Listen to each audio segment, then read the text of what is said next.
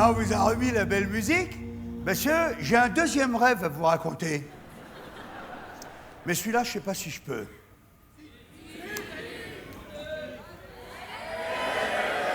Vous êtes sûr? Bon, d'accord, j'ai pas de personnalité de toute façon. Alors... Non, parce que celui-là, il est vachement dur. Vachement dur à raconter parce que un rêve, c'est sans pitié, c'est un rêve, toi. Et là, j'ai rêvé que j'étais à la Seine, tu sais, au moment du dernier repas, avec Jésus et les apôtres. J'étais là au milieu des apôtres. Et alors, ce qui est dur à raconter, je sais pas comment vous dire ça, c'est qu'en fait, ils se préparaient à un concours de branlette. Alors, toi, c'est chaud parce que moi, j'adore Jésus, hein. Je suis catholique, vraiment. Je pratique à la maison, on va dire, mais... Non, mais j'adore Jésus, je le prie tous les matins, tous les soirs. Moi, je pense que...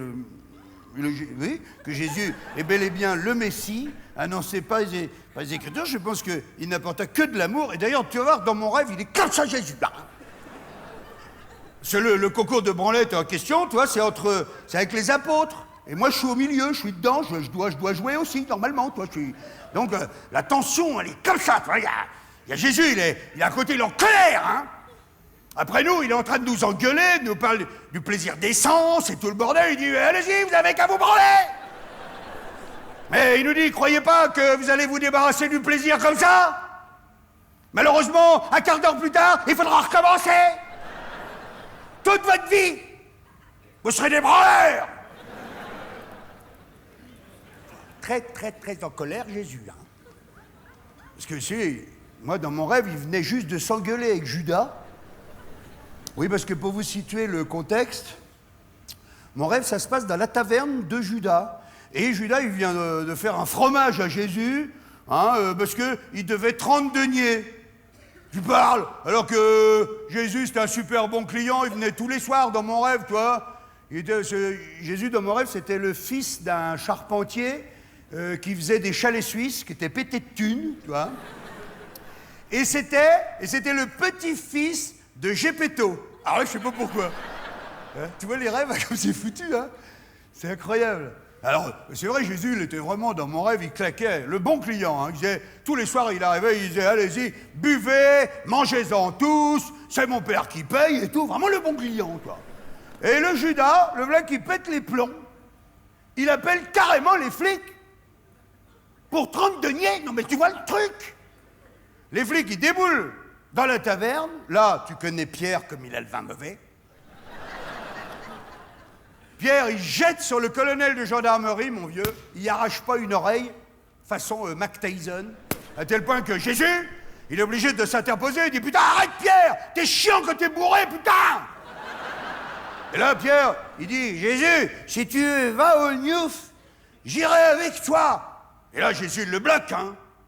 Il regarde dans les yeux, il dit « Écoute-moi bien, Pierre, avant que le coq chante, tu vomiras 3 fois. » Et ça n'a pas loupé, hein. Il a gerbé sa mère toute la nuit. Le Pierre, il a été malade comme il a jamais été. Alors là, donc, si tu veux, à un moment donné, il y a Jésus, il prétexte que, tu vois, une envie de pisser, il part aux toilettes, et là, dans mon rêve, hein, il s'échappe par le petit vasistas derrière, et il tombe dans le parking.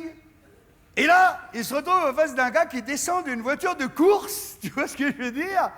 Les rêves, hein. Une vraie voiture de course, avec un numéro sur la portière et tout, tu vois. Et le mec, un grand gars, qui se prend pas pour une merde non plus, hein. Il passe devant Jésus, il lui dit je t'emmène où tu veux, je suis Pilate.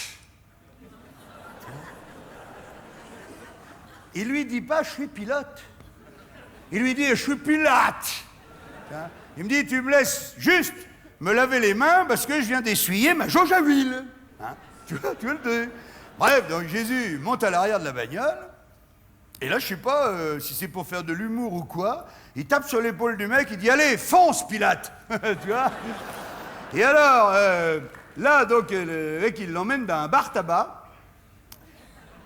Oui, je dis bien bar tabac. C'est pas loin, hein, parce qu'il a plus de clope, Jésus. Et là, à ce moment-là, mon rêve, il devient un peu brouillon, je me souviens plus exactement, je me souviens juste que je suis en colère après Jésus, parce que après avoir échappé à tous ses agresseurs, il se fait pas gauler au petit matin, comme un baltringue, sur un terrain vague, après avoir piqué 2 poutres et une boîte de clous. Mais franchement, quoi, je suis en colère, quoi. Alors donc, si tu veux, pour revenir à mon concours de branlette du début, hein, écoute, là, il se passe un truc extraordinaire dans mon rêve, miraculeux. En fait, c'est Jésus qui gagne, sans se toucher. Hein. C'est là qu'il est fort. Hein. Je le vois tout simplement comme ça, il met les bras comme ça, tu vois, et là, je revois la pluie de lumière, comme ça, qui tombe sur nous, comme si Jésus, il avait voulu projeter 6 milliards de spermatozoïdes pour qu'on soit tous un peu le fils de son père.